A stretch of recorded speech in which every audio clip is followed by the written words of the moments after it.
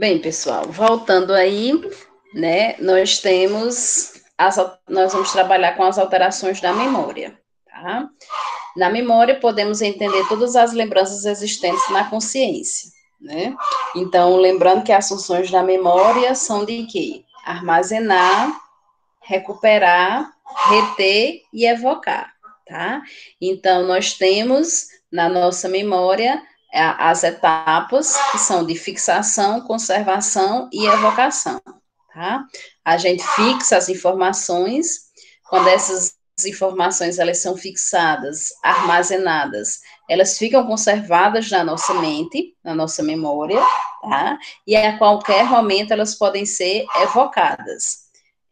Se essas informações estão no consciente, elas podem estar adormecidas, e daí elas podem ser evocadas, podem ser recuperadas, como também se estiverem no inconsciente, elas também podem ser evocadas, né? Algumas memórias que estão no inconsciente a gente não consegue evocar, que aí a gente vai ter que fazer uma sessão aí de hipnose, né? Então, como alterações da memória, nós temos a hipermnésia, que é a alteração em que há clareza excessiva de alguns dados da memória, tá? Então, é aquela pessoa que lembra, até com detalhes, muitas das situações, né, em que viu, em que vivenciou, e daí elas estão presentes na memória dessa pessoa. Por exemplo, a memória fotográfica, tá? Ela entra aí na hipermnésia porque a pessoa ela tem na sua mente todos os detalhes, tudo que aconteceu naquele momento, naquela festa, naquele dia, tá? Então, isso aí se chama hipermnésia. A amnésia, como nós já vimos, né, é a impossibilidade aí de lembranças totais ou parciais na nossa memória, né? Como tipos de amnésia, nós temos a retrógrada e a anterógrada, nós temos a amnésia infantil, nós temos a amnésia orgânica, psicogênica, né? Que todas estão aí relacionadas com algum evento, com momentos que nós perdemos em determinado contexto, né? Em determinada situação. Tá? E daí nós vamos para as alterações da afetividade, ok?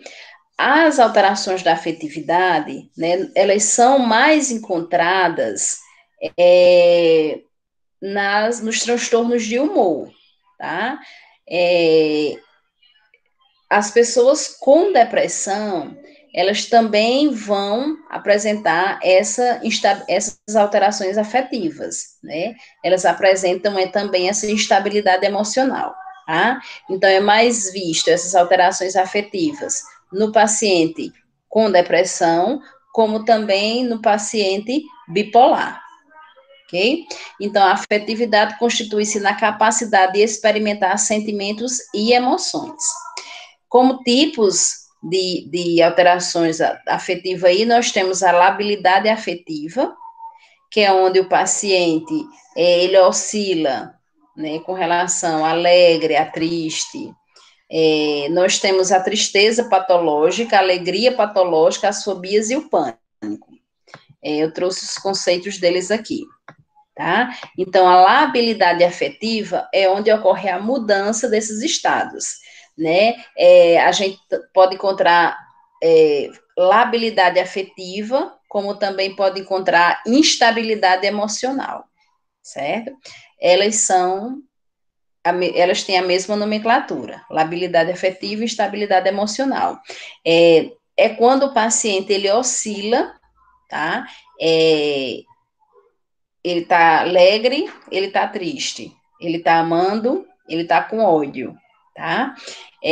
Essa instabilidade, ela pode ser rápida, tá?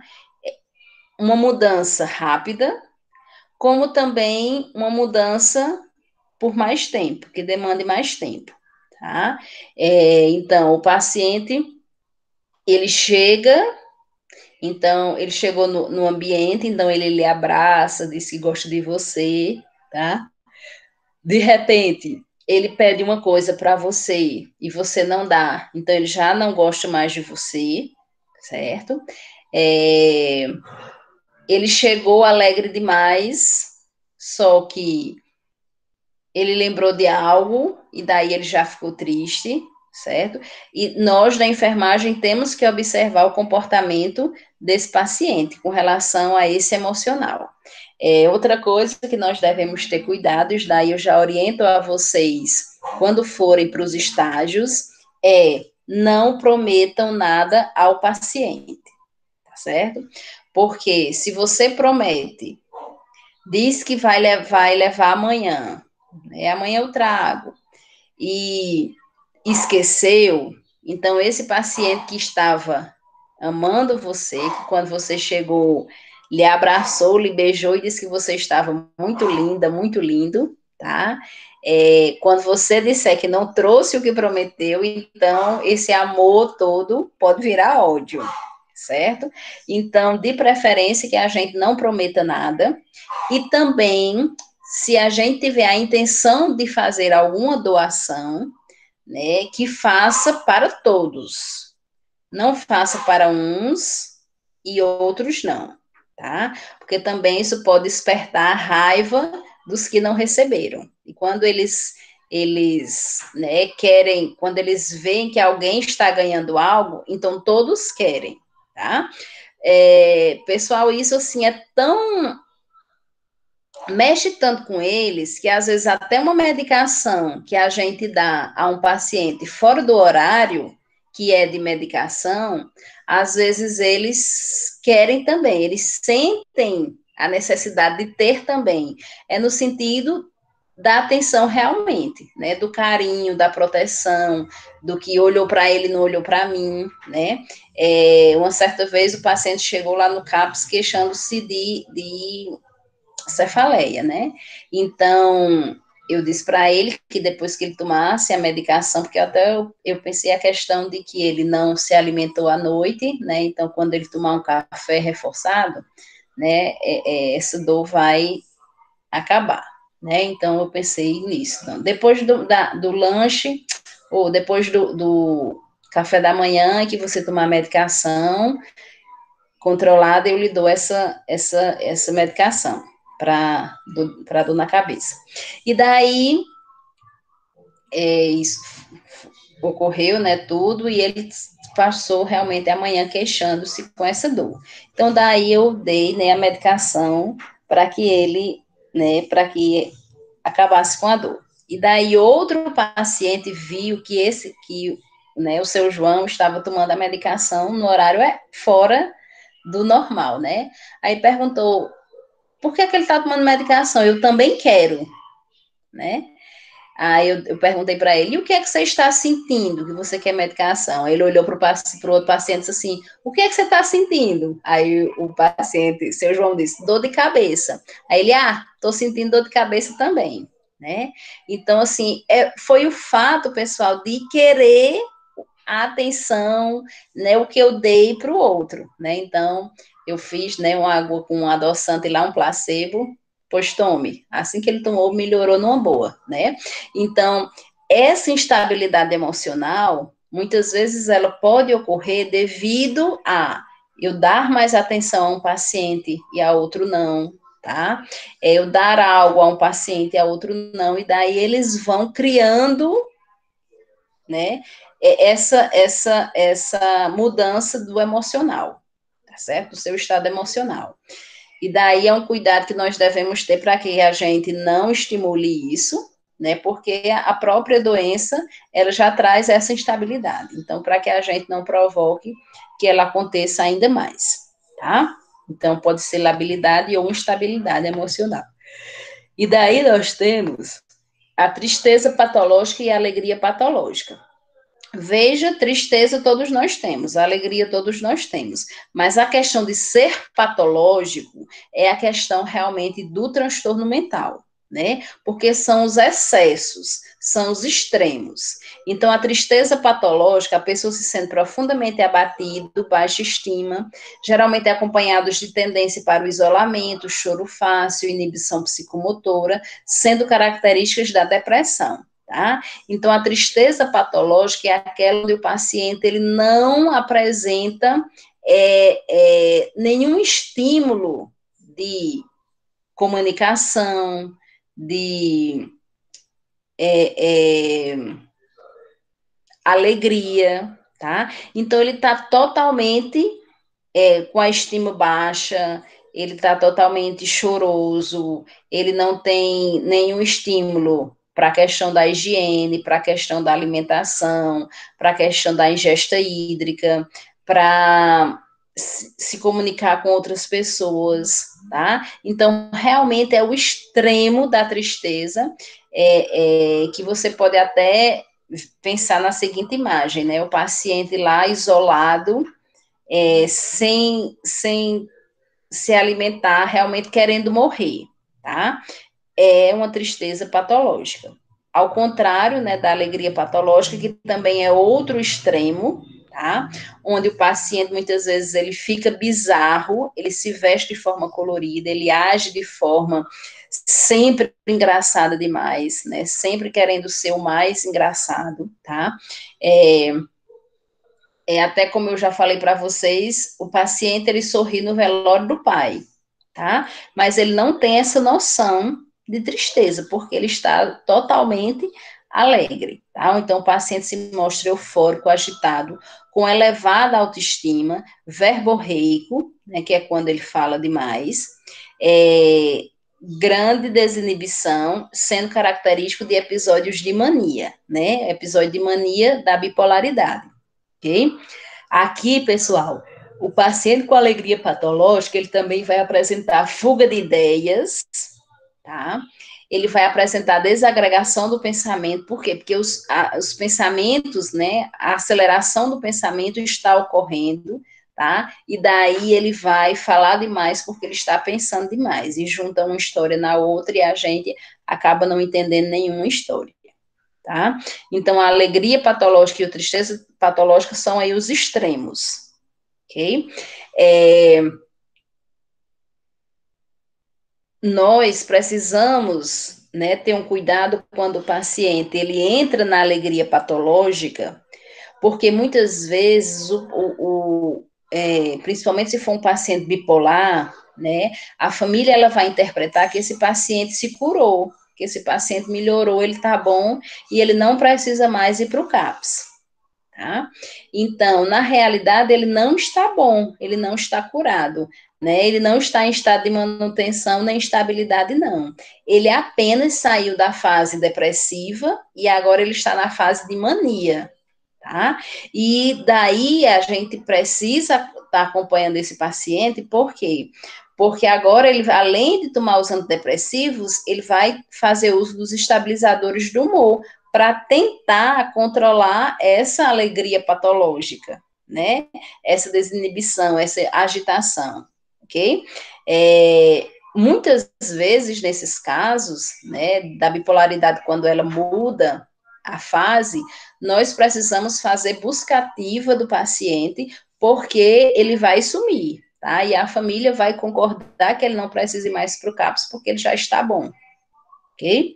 Então, nós temos que ter também uma atenção maior com relação ao paciente quando ele está aí na alegria patológica.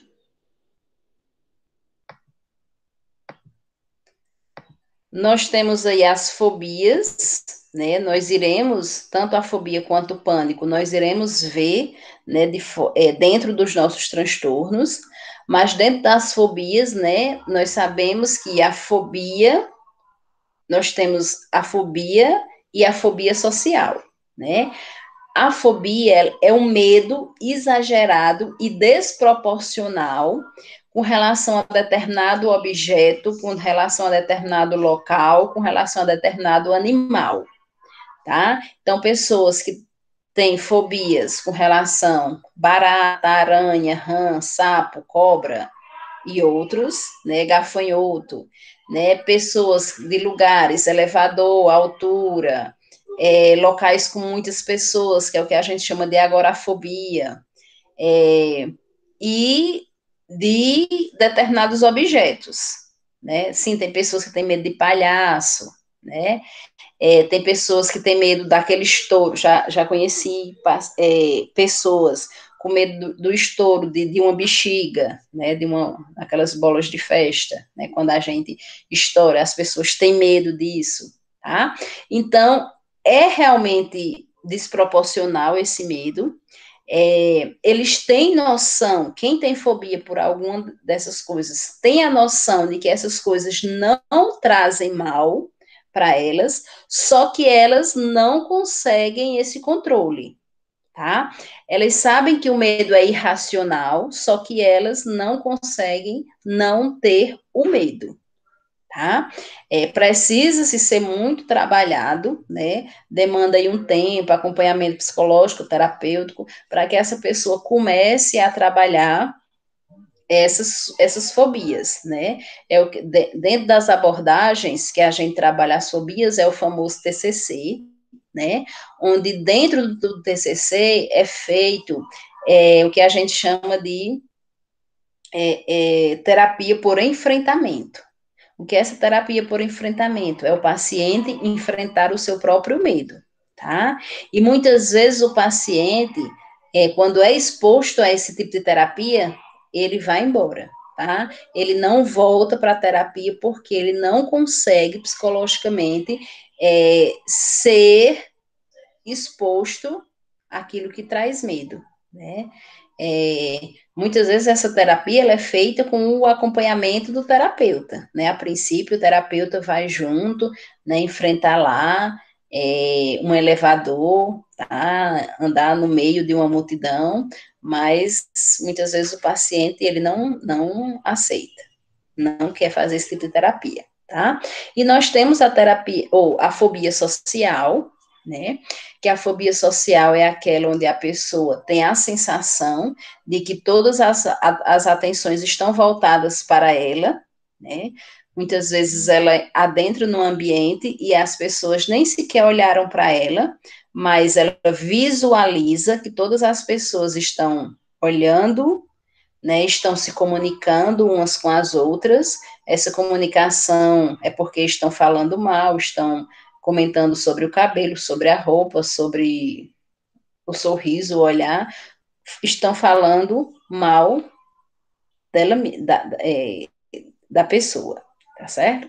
Então, precisa-se ser trabalhado, né, essa questão da fobia social, devido à exposição que nós temos com a sociedade, né? Nós sempre temos nós sempre estamos em comunicação com outras pessoas. Então, a pessoa com fobia social precisa ser trabalhado, porque ela é um paciente, é uma paciente que tende a se isolar, né, pelo medo da sociedade, tá?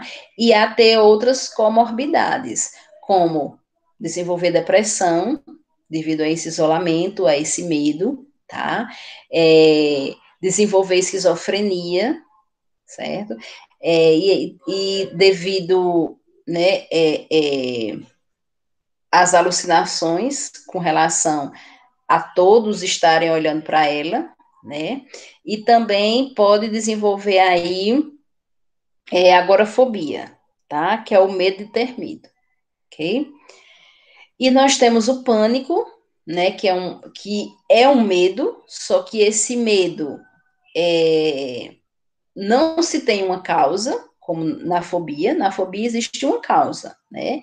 O meu objeto fóbico é isso, né? Só que no pânico não existe uma causa, não existe um objeto, não existe um animal, não existe um lugar, né? A pessoa apresenta essa crise devido à própria doença. Ela pode estar sozinha e apresentar crise de pânico, ela pode estar numa multidão e apresentar crise de pânico, e não existe uma causa que ela teve essa crise, né? Então, ela tem realmente uma sensação de morte, uma sensação de sufocação, tá? E daí é outro transtorno que o paciente também ele tende a se isolar pelo medo de ter crises na frente de outras pessoas, tá? Tendo como comorbidade aí, além do pânico, a depressão. A fobia social e o pânico, eles entram nos transtornos de ansiedade, tá? Então, a ansiedade, devido à situação, né, fazem com que a pessoa venha a ter uma crise de pânico, sem ela saber o porquê, tá? Só que sua ansiedade, ela a faz ter esses medos, criar esses medos, tá? E a ansiedade com relação à fobia é quando é exposta a algo, né, ao agente fóbico, tá? Então, entra aí nas alterações da afetividade. E daí nós temos as alterações do sono, tá? Com relação às alterações do sono, nós temos aí a insônia e a narcolepsia. A insônia, né, como nós sabemos, é uma falta, né, de uma parte do sono durante o dia, ou durante uma parte ou toda a noite, né? Aí, pessoal, muitas pessoas, eles chegam no CAPS dizendo que estão com insônia, tá? Que não conseguem dormir, que precisam passar no psiquiatra para o psiquiatra passar uma medicação para que eles consigam dormir. Aí nós temos que ver duas situações aí, né? A primeira, como é o padrão de sono dessa pessoa? Porque tem pessoas, né, principalmente aí, né, os idosos, pessoas que trabalham em um horário, tá? Que o que é que acontece? Eles dormem a tarde toda, tá? À noite, eles dormem super cedo, 7, 8, 6 horas da noite, às vezes, tá? E quando dá 1, 2 da manhã, eles acordam, tá? Mas vejam que eles já dormiram uma boa parte da tarde, vejam que eles já dormiram uma boa parte da noite, tá? Então, o padrão de sono já foi sanado, certo? E daí, o fato deles acordarem 1, 2, 3 horas da manhã faz com que eles, né, se autotitulem com insônia, ok?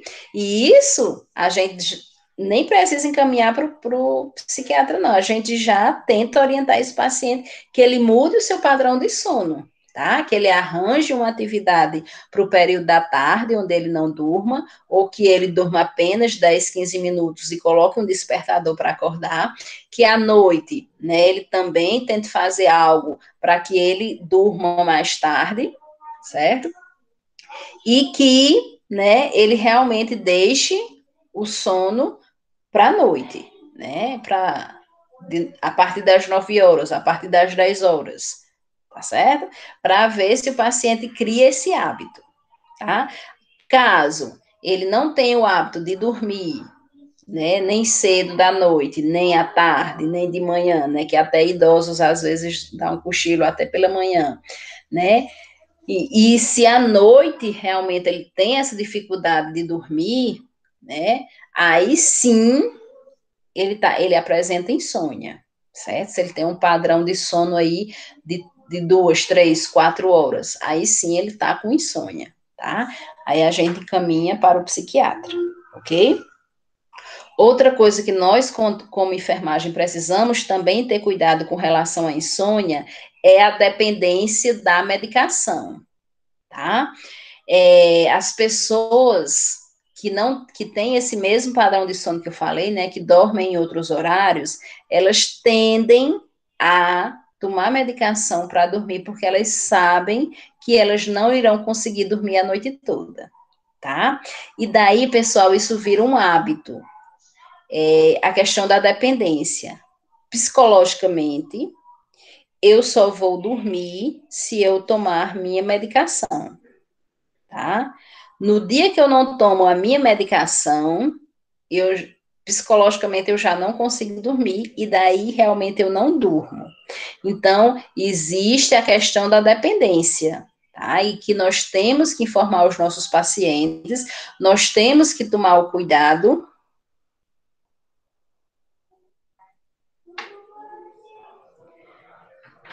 faz uso, né, Eduardo, dessa medicação. Então, assim, nós temos que tomar o cuidado e orientar para o nosso paciente que ele tente outras maneiras, né, e a última seja aí a questão da medicação e sempre com orientação do psiquiatra, né, porque nós temos aí os hábitos, minha filha toma, eu vou tomar também, minha mãe toma, eu vou tomar hoje, aí eu tomo amanhã, né, para dormir, tomo depois, criei dependência, tá? Agora eu só durmo se eu tomar medicação, tá?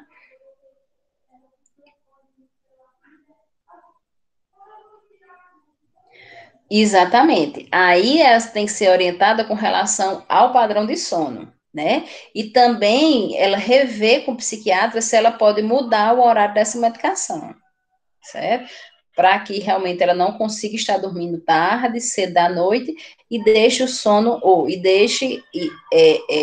e tenha, né, um sono realmente mais para tarde da noite, tá? Para ver se ela regula esse padrão aí de sono, tá? E nós temos a narcolepsia, que é o sono das gestantes. Tá? É um sono excessivo durante todo o dia. Então, gestantes, elas apresentam narcolepsia, ok? Porque elas apresentam aí o sono durante todo o dia. E daí nós temos as alterações do movimento, tá? O movimento, em saúde mental, a gente chama psicomotricidade, né? É a forma como o paciente se movimenta. E daí, como alterações, nós temos a estereotipia. O indivíduo costuma repetir continuamente e sem necessidade determinados movimentos, sem que haja uma lógica fácil observável. A estereotipia, pessoal, eles acontecem muito em paciente com TOC, tá? TOC, transtorno obsessivo compulsivo. Os pacientes, né, as pessoas com TOC, elas tendem a ter a obsessão, nós vamos ver TOC, tá? Elas tendem a ter a obsessão, que a obsessão é pensar que algo de ruim, de negativo vai acontecer. E daí, para que não aconteça, elas têm que realizar a compulsão. A compulsão é um ato, tá? É um ato que é imaginado pela cabeça, pela mente da pessoa. Então, eu tenho que bater no meu celular 3 vezes, porque senão algo de ruim vai acontecer, tá? Isso não há nenhuma lógica, né? O fato de bater no celular 3 vezes, algo de ruim aconteça? Não, isso é tudo criado pela nossa mente. Então, a estereotipia, ela é muito comum nos pacientes com TOC devido à realização do ato da compulsão, tá? Essa estereotipia, ela é considerada, desculpe, essa compulsão, ela é considerada estereotipia quando ocorre o movimento, tá? Algumas vezes o paciente, ele tenta realizar esse movimento, realizar essa compulsão, né, de uma forma mais discreta, para que outras pessoas, né, não vejam que ele está repetindo o mesmo movimento, tá certo? E daí ele bate assim, escondidinho, tá? Bate no celular escondidinho, certo? É por isso que o toque, né, é um dos transtornos mentais, apesar de ser considerado aí o quarto, né, dentre os transtornos mentais mais comuns, mas há muita subnotificação, tá? É porque as pessoas, elas conseguem, né, isso vai depender da gravidade do toque, mas muitas pessoas que têm toque, elas conseguem passar a vida toda escondendo o seu problema, certo? O toque entra aí no transtorno de ansiedade, ok? Então, a estereotipia é a repetição desse movimento, só que muitas vezes, né, esse movimento ele não é observado por outras pessoas, tá? E não há uma lógica, né, coerente com relação à estereotipia, porque, né, a obsessão, o fato de eu pensar e o fato de eu tocar se tornam incoerentes, tá? A não ser para a mente do paciente, ok? Os tics são movimentos rápidos e involuntários, também repetitivos, né? É aquelas pessoas que têm aquelas... Os tics são aquelas manias, né? Onde a pessoa... O piscar dos olhos, né? Então, isso são tics. São movimentos rápidos, tá? Involuntários. A pessoa não consegue ter este controle, né? Às vezes a pessoa pisca tanto o olho e o outro recrimina, né? Menino, para de piscar o olho, né? Mas a pessoa não por querer, né? Ela faz isso inconscientemente, é involuntário, tá? Então, as manias, né, são os tics.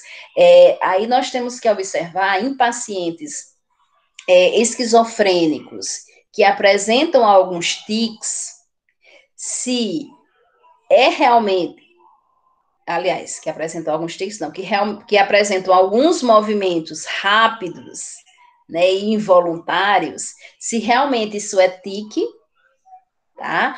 Ou se é ocasionado pela medicação. Existe, no esquema medicamentoso dos esquizofrênicos, né, o Aldol.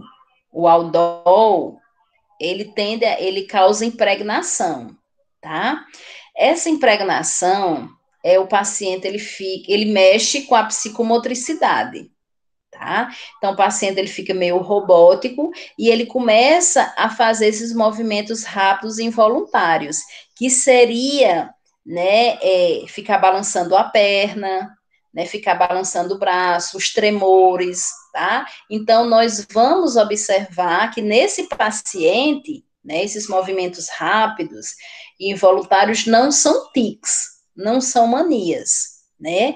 São as dosagens das medicações que estão muito altas, tá? Então, a enfermagem, ela tem que rever essa medicação lá, junto com o psiquiatra, ok? Para diminuindo essas dosagens da medicação, o paciente, ele tende a melhorar desses movimentos rápidos, ok?